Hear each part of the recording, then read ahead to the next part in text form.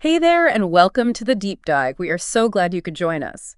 And of course, a big thanks to Alarms.Global for making this deep dive possible. You've sent in a really fascinating set of reports this week, a lot to unpack, so we're going to be focusing on the most important developments from March 23rd to March 30th, 2025. That's right. And as always, our mission is to help you cut through the noise.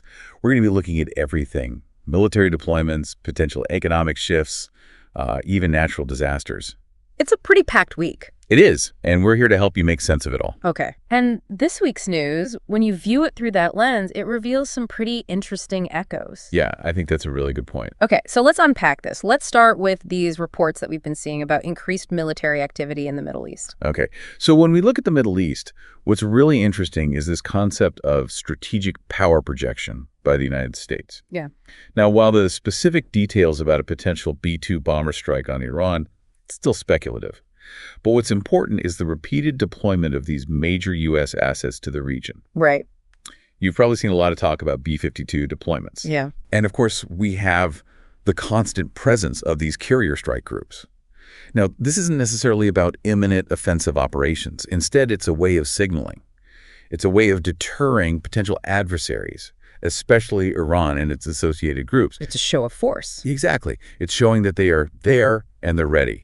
But it's also about reassuring allies in the region, allies who are, understandably, concerned about Iran's nuclear program, about the Houthi activity in the Red Sea, and the ever-present Israeli-Palestinian conflict. This visible military presence, this has been a consistent feature in this region for decades. Yeah. And then on the other side of that, we've got Iran. There's been a lot of talk about their missile capabilities. Right. And it's no secret that Iran has been developing a very formidable ballistic missile program. Now, when you hear numbers like 5,000 missiles aimed at U.S. bases, it's important to take those with a grain of salt. Yeah. Those numbers are difficult to verify, and they're often meant to be more rhetorical than anything else. Just posturing. Exactly. It's posturing. However, we can't deny that Iran has this capability. And perhaps more importantly, they've shown a willingness to use this technology, both directly and through proxies, like the Houthis. And this ability to project power using missiles, this is a major strategic challenge for the U.S. and its allies in the region. It's a constant source of tension. And we've seen this play out with the recent proxy attacks. Absolutely. It's like a constant back and forth. Okay, let's shift gears a little bit and talk about Europe.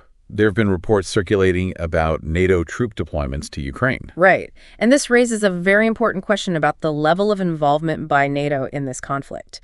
Now, we haven't seen confirmation of large-scale deployments of combat troops by NATO members like the UK or France. Right. That would be a huge escalation. Yeah. But both countries, along with many other NATO allies, they are providing very substantial military aid to Ukraine.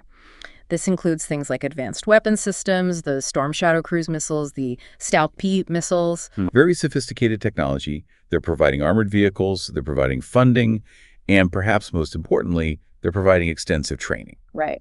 So yes, there have been reports of smaller numbers of special forces, military advisors on the ground, but this is not the same as deploying, full-scale combat units. It's a very different situation. And a great example of this is France's recent decision to provide Mirage fighter jets and train Ukrainian pilots.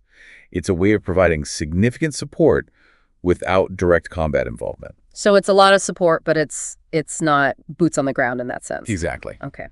We also saw some information about potential U.S.-Russia ceasefire talks regarding Ukraine. Anything to report there? Well, the main thing to note is that there haven't been any confirmed high-level ceasefire negotiations between the U.S. and Russia specifically about the conflict in Ukraine.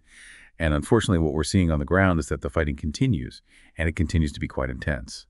And tragically, we've also seen these really devastating Russian missile and drone strikes, and these often target civilian infrastructure, including energy grids and residential areas. And, we've seen this in cities like Kharkiv and Odessa. And so this lack of progress on the diplomatic front, combined with these continued attacks, it really highlights how deeply entrenched this conflict has become. It's very hard to see a path towards de-escalation at this point. Yeah. It's a very complicated situation. It's very sad to see what's happening over there. Okay. Let's move on to some of the potential economic shifts that you flagged. There was some talk about potential U.S. auto tariffs. Yeah. So this is interesting because it suggests a possible return to some trade policies that we saw a few years ago. Now, the specific date of April 2nd, 2025 for this announcement, that might be speculative. But the underlying idea is certainly familiar. Right, right. The U.S. imposing these significant tariffs, we're talking around 25% on cars imported from various countries. They've cited national security concerns and trade imbalances in the past. And if this were to happen, it could have a huge impact on the global automotive industry. You would probably see price increases for consumers in the U.S., and it would almost certainly lead to retaliatory tariffs from major trading partners, Europe, Asia, and that could lead to this broader trade war and really destabilize the global economy. Yeah, nobody wants to see a trade war. Good to clarify that. Let's go back to the Middle East for a second. Yeah. You highlighted some ongoing tensions that go beyond the U.S. and Iran. Specifically, there was mention of an Israeli airstrike in Beirut. Right. And this really points to the ongoing volatility along the Israel-Lebanon border. Now, while there's no formal ceasefire in place, there have been these periods of relative calm, but they're frequently interrupted by these Israeli military actions targeting Hezbollah. And a prime example of this is the drone strike back in January of 2024. Right. This was a suspected Israeli drone strike that killed Saleh al-Aruri, a senior Hamas official in the Dahi suburb of Beirut, which is known to be stronghold of Hezbollah. Oh. So these kinds of targeted killings, they carry this huge risk of escalation. They could potentially spark a wider conflict with Hezbollah. Yeah. And it really underscores how fragile the security situation is in that region. And then we also had reports of Houthi missile launches toward Israel. Right. So this is another key element of the instability in the region. Since that war between Israel and Gaza began, the Houthis in Yemen, who, by the way, have close ties to Iran, they've repeatedly launched these long-range missiles and drones towards southern Israel. Now, most of these have been intercepted by Israel's air defenses, things like the Arrow system or by U.S. naval assets in the Red Sea. But these attacks, they demonstrate that the Houthis have expanding capabilities and they're willing to project power over these significant distances, and that further complicates the security dynamics in the region. Yeah, and you can't forget about the human cost of all this. It's really a tragedy. Okay, let's shift gears again. You included some reports about natural disasters, specifically earthquakes in Myanmar and Thailand and New Zealand, as well as wildfires in South Korea. Right. So it's important to be careful with some of these reports, especially the ones about the earthquakes. Now, the region that includes Myanmar and Thailand, it's definitely seismically active, and it's experienced major earthquakes in the past. But this description of a single devastating earthquake hitting both countries simultaneously, requiring this massive international rescue effort, that doesn't quite match up with what we're seeing in the recent data.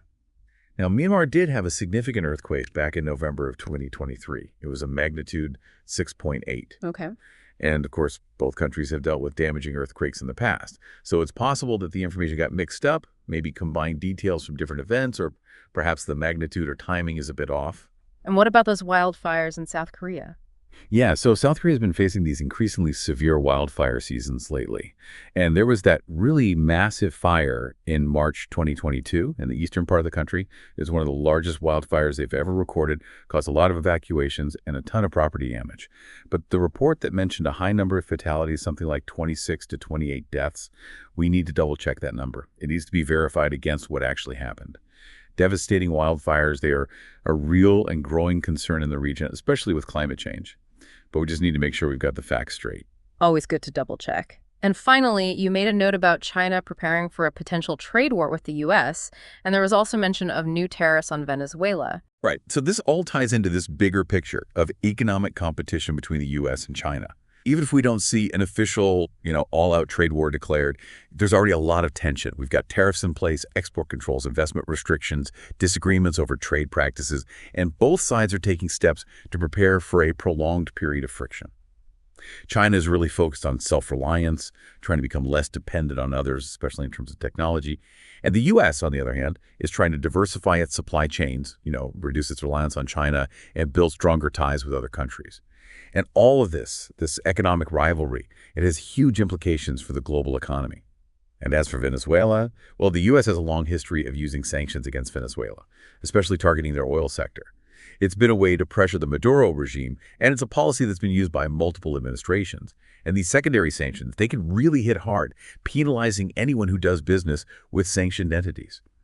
So while the specific date of April 2025 for those new tariffs, that's speculative, the idea itself is not new. Reimposing or tightening these sanctions, especially on countries that buy Venezuelan oil, that would have big ripple effects. It could lead to higher oil prices, impact countries that rely on Venezuelan oil, and further isolate Caracas economically. So as you can see, it's been a very eventful week.